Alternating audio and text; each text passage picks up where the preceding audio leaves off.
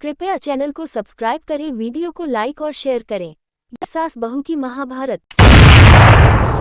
शांतिनगर की गली नंबर 7 में एक घर है, मिश्रा निवास। लेकिन वहाँ शांति सिर्फ नाम में है। असल में तो रोज सुबह 7 बजे से ही महाभारत का नया एपिसोड शुरू हो जाता है। इसकी स्टार कास्ट है सास कमला देवी, बहू राधा। सुबह राधा रसोई में जाती है तो देखती है घी का डिब्बा खाली। ये क्या हो गया? वह चिल्लाती है, मां जी, घी किसने खाली कर दिया? सास झट से जवाब, अरे बहू, घी डिब्बे में पैर उगाकर भाग गया होगा।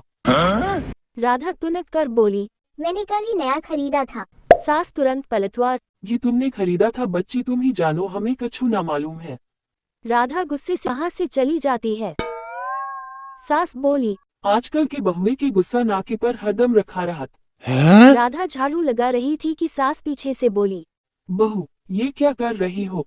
झाड़ू ऐसे लगाया जाता है जैसे तुम लगा रही हो। राधा बोली, नहीं माँ जी, हम झाड़ू कहाँ लगा रहे हैं, हम तो डांस कर रहे हैं। एक तो झाड़ू भी लगाओ, ऊपर से इनकी बातें सुनो। लो तुम ही लगा लो झाड़ू।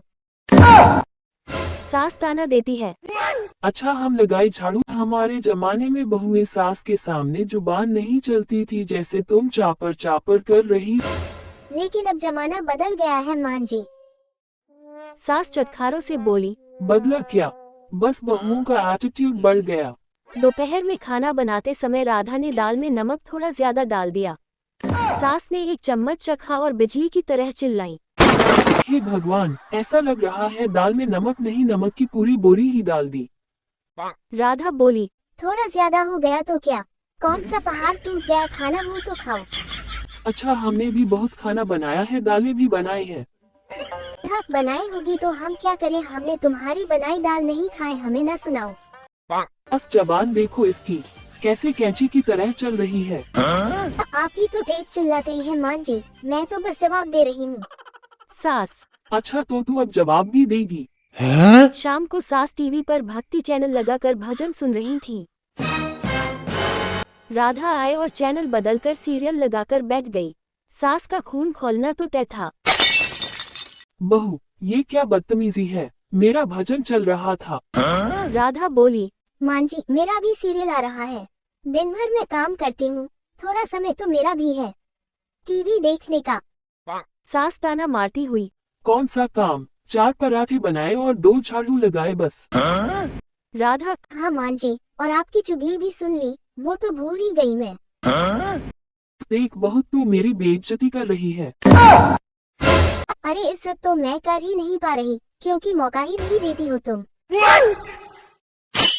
रात को सास बहू दोनों ने पति बेटे रमेश की शिकायतें लगानी शुरू की। रमेश, ये तेरी बहू मुझे जवाब देती है। और ये आपकी माँ मुझे सांस भी नहीं लेने देती। रमेश चुपचाप दोनों को देखता रहा। अंत में बोला, माँ, मैं नीचे सो रहा हूँ, आप दोनों ही एक दूसरे से बातें करके मामला सुलझाकर दोनों एक साथ सो जाना। दोनों एक साथ चिल्लाई, हम उसके साथ क्यों सोए जिसे सुबह से देख देख कर परेशान है। और वापस अपना अपना आरोप प्रत्यारोप शुरू। तेरे बनाए पराठे रबड़ जैसे होते हैं। और आपकी बातें तो 24x7 FM रेडियो जैसी बजती रहती हैं।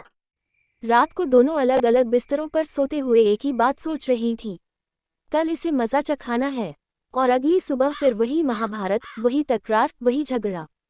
क्योंकि एक बात तय है, सास बहू का रिश्ता तड़के वाली दाल जैसा होता है, गरम हो तो ज्यादा गरम, ठंडा हो तो जमे नहीं। यदि कहानी अच्छी लगी हो तो वीडियो को लाइक शेयर करें और हमारे चैनल को सब्सक्राइब करें। धन्यवाद।